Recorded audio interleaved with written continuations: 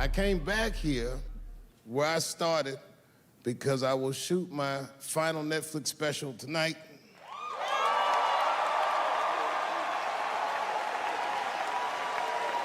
That's right. And after this shit, it's time to make America wait again.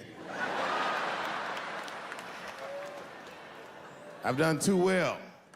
You know, if you black in show business and do too well, it's scary, nigga. Like, you gotta get the fuck out of the casino while the getting's good, while you're still winning. If you don't walk away from the table, that's how niggas get Kevin Harted. You already know. That's my man. I'm just saying, if he got a sex tape out, well, it's just a matter of time for me.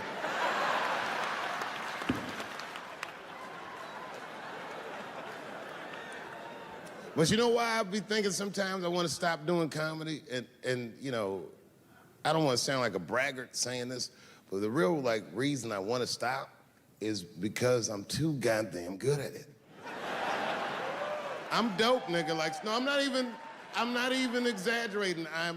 It's not exciting. Every night before I come out on stage, I'll be backstage like, I'm sure this is gonna go well. And it always does. I'm so good at writing jokes, and this is not even an exaggeration. I actually write jokes backwards. I will write a punchline with no particular setup in mind. I just put it on a scrap of paper, and I'll throw that scrap of paper in my fishbowl. I have a fishbowl in my house filled with random punchlines. And every once in a while, I'll shake the bowl, and I'll dig in there and just pull one out and see if I can make that shit work. And I picked one for this special. It's not an easy punchline to pull off. Are you ready? Yeah. Here it goes. The punchline is, so I kicked her in the pussy.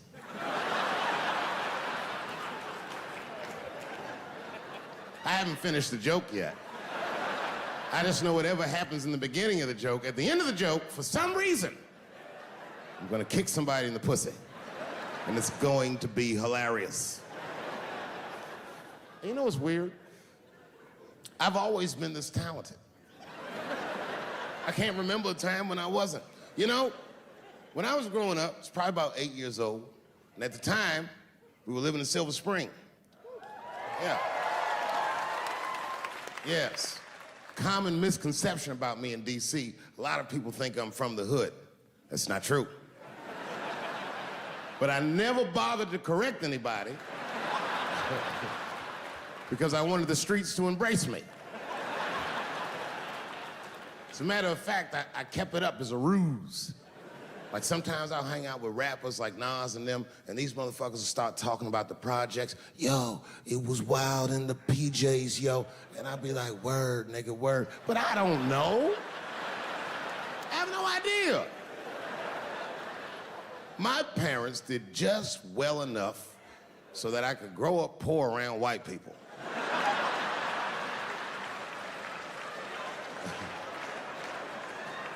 And to be honest, when Nas and them talk about the projects, nigga, I used to get jealous because it sounded fun. Everybody in the projects was poor, and that's fair. But if you were poor in Silver Spring, nigga, it felt like it was only happening to you. Nas does not know the pain of that first sleepover at a white friend's house. And you come back home on Sunday and just look at your parents like, y'all need to step your game up. Everything at Timmy's house works. Remember the first time you saw that? In a cold winter, and you'd be at a white friend's house and see the motherfuckers in their living room without their coats on?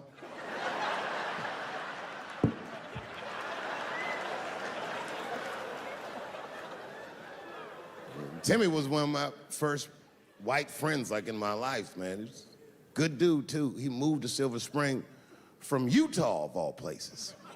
I guess his family was affiliated with that Mormon church they got down there, and Me and him used to hang out, and one day I was at his house, we were just hanging out, and Timmy says, Dave, why don't you stay for dinner tonight?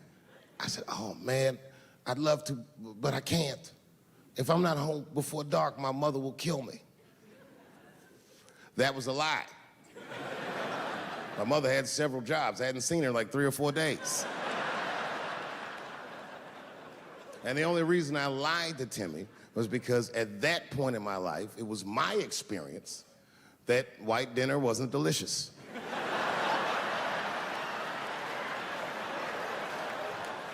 I'd rather go home and fry some bologna or some shit like that.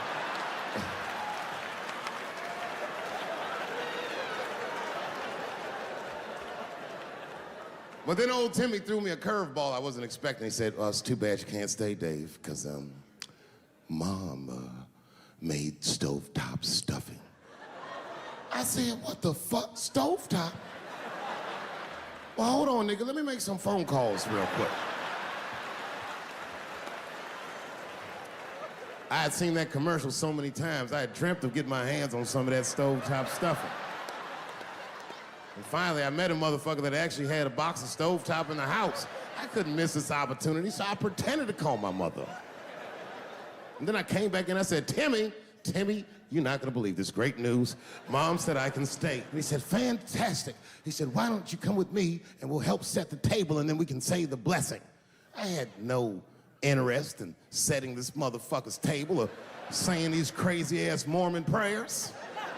I just wanted that goddamn stuffing. So I told Timmy, I said, you know what, I'd love to help, but let me go wash my hands first. My plan was simple. Wash my hands slowly, and by the time I'm done, the table will be set, the blessing will be said, and all that there will be left to do is eat.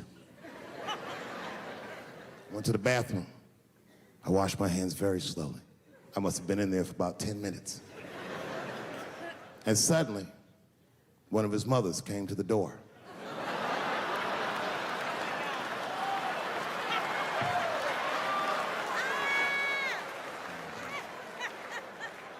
She was like, hi, David, right? I said, yes, ma'am. She said, Timmy tells me that you're planning on staying for dinner. I said, I hope that's not a problem, ma'am. She says, no, it's no problem. In fact, we'd love to have you. It's just that we weren't expecting company. And I'm afraid there's not enough stovetop stuffing for everybody. So I kicked her in the pussy. Bam! Ladies and gentlemen, I told you I'm dope, nigga. I told you what I was gonna say and you still didn't see it coming. And that's why I make the big bucks.